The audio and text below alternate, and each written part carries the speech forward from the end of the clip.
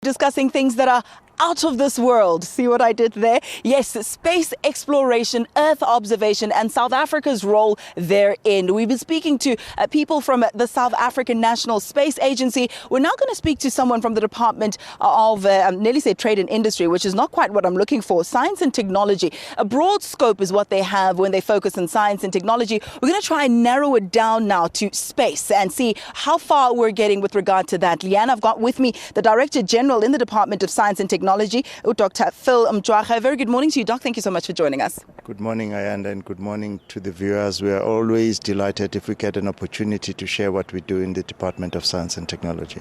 And there is a lot that you've been doing, just judging by what you and I have been saying. A broad scope is what you have, but focusing in on space. Tell us about the developments there.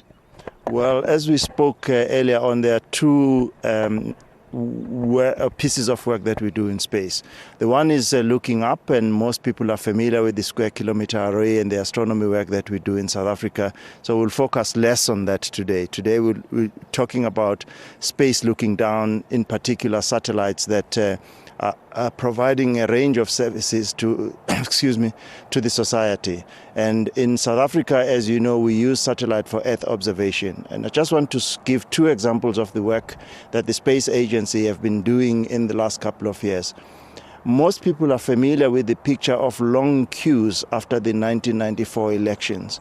But in the last two elections or thereabout, you have seen less queues. And most of us don't understand or don't remember why that has happened. What has happened over the last 4 or 5 years is that the Space Agency, working with the IEC, have been looking using satellite imagery on how many people go into various voting stations, and they've assisted them in providing better logistics of how many voting centers need to be put in various places so that people don't spend a lot of queues. This is satellite imagery that has been used to inform decision around the issue of voting. The second one is we've been working with Stats SA in their attempt to get census that was done last year in order to count how many people we have in South Africa.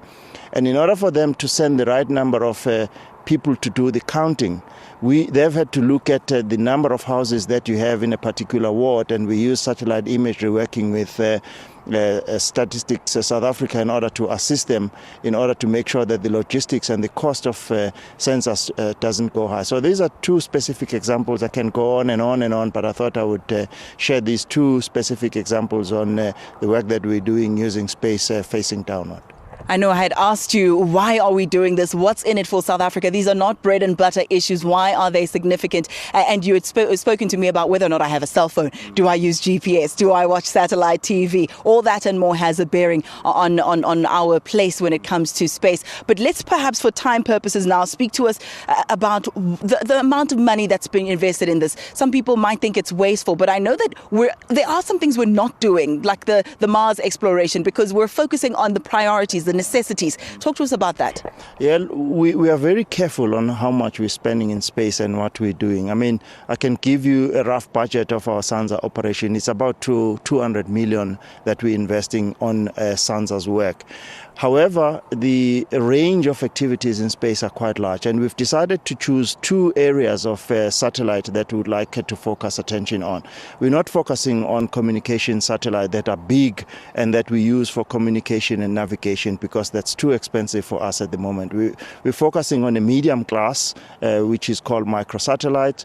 In 2008, we launched a microsatellite called Sumbandila Set, just to learn how to manufacture a satellite. And in that, for instance, one of the things you asked the question, how do we choose and what value do we derive? We simulated a fire in the Kruger National Park, and we wanted to find out if we had a fire and it proceeds over days, how does it proceed and how would you prevent the animals from being affected by the fire?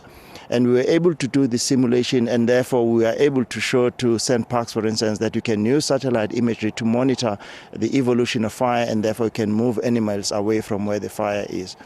The cost of us taking a picture of a single satellite, if we were to get it from one of the satellite providers, would have been 180,000.